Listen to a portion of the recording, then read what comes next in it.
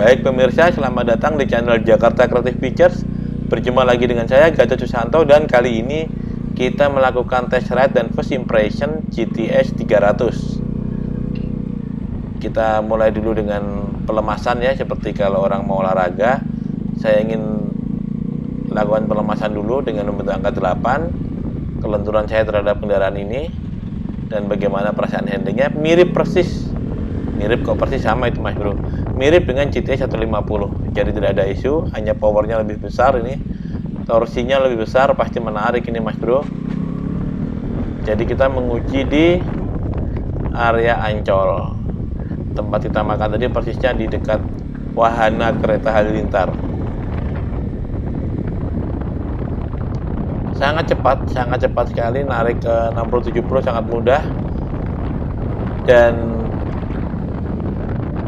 maksimum power maupun torsinya ini lebih diutamakan untuk mendukung putaran bawah dan menengah, sehingga sangat nyaman pemirsa ini. Dan ini keputusan yang tepat dari Piaggio, karena Vespa ini sudah 80, cepat sekali 80-90 tadi, karena ini Vespa atau skuter lebih cocok untuk jalan santai dan untuk lifestyle ya, bentuknya menarik, cantik, desainnya cantik, jadi bukan untuk balap. Secara angka 21,2 PS 23 Nm itu bukan hal yang luar biasa, tetapi ketika itu ditempatkan di sebuah kendaraan berbentuk Vespa dan torsi bawah dan menengahnya meledak seperti ini, wow, itu bisa memberikan wow kepada Anda sebagai pengendaranya. Dan ini adalah Vespa tercepat saat itu ya. Sekarang yang HPE itu lebih kencang lagi karena powernya naik 2 horsepower, 2 PS dari yang ini 21.2 menjadi 23.4. Torsinya juga naik dari 23 ke 26, luar biasa. Yang ini sudah sangat enak nih, lihat.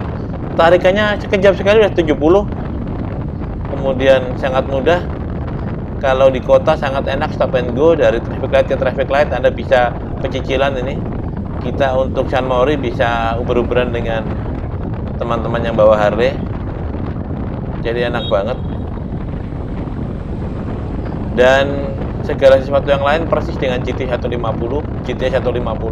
Suspensinya lembut karena memang ini, wow, apa yang terjadi mas bro, hati-hati dong kalau keluar dari tikungan.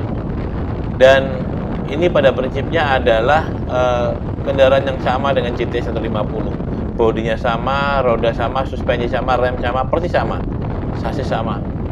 Jadi yang berbeda hanya tenaga yang kita rasakan ketika Anda membetot gasnya dari mulai 0 km per jam mencapai 80. Super cepat mas bro untuk ukuran Vespa, ini Vespa tercepat. Dan di putaran atas memang seperti tipikal Vespa yang lain, dia tidak terlalu cepat lagi, mencapai 110, 120 sudah mulai agak lambat, tapi itu tidak masalah karena di kota Anda lebih sering stop and go.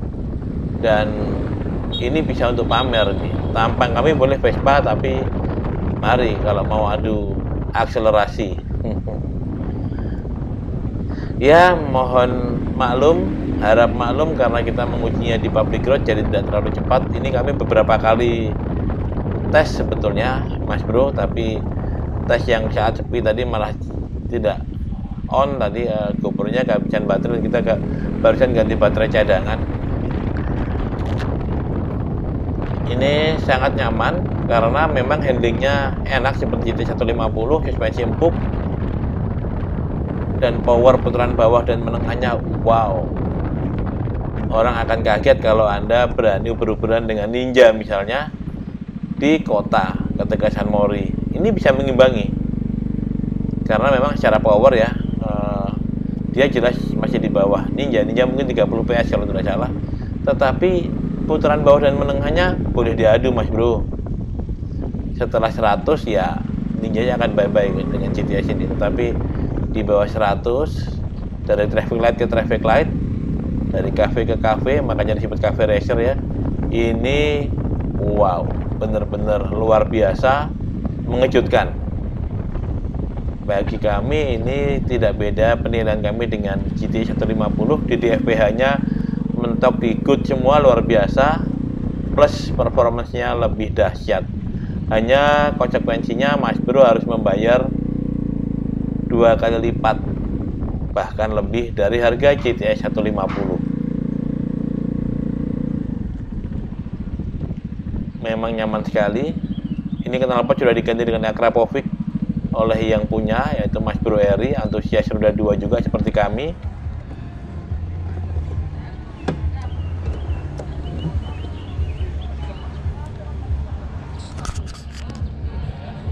Kali ini kameramennya adalah subscriber setia kami, Mas Anggi Rifki. Luar biasa ini. Kita San Mauri bersama Mas Anggi dan Mas Eri yang punya Vespa GTS 300. Jadi pemirsa, tadi kita coba jalan. Yang jelas feeling handlingnya sama, nyaman, ringan. Mungkin lebih berat sedikit karena bobot mesinnya, tetapi suspensinya nyaman sama. Tapi tarikan putaran bawah dan tengahnya lebih gila Mas Bro. Enak banget, cepet sekali ke 80. Jadi kalau di lampu merah gitu bisa pecicilan nih, bisa sedikit ugal gitu, sampai ke 80 cepet banget. Ke 100 juga mudah, tapi ke 80 nya tuh wow, luar biasa. Jadi segala sesuatunya ini persis sama ya, kecuali radiator posisinya di sini yang ini.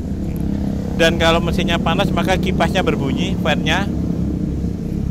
Ada rombongan motor nih, malum pada San Maurian semua. Jadi ini bukan review detail tapi first impression ya. Kita coba pertama tadi, suspensinya enak sama dengan GTX 150 yang merah yang kami punya.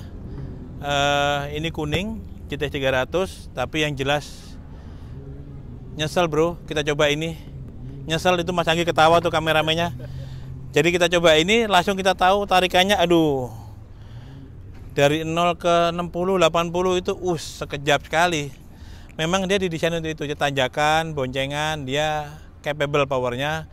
Sampai dengan 100 sangat cepat. Jadi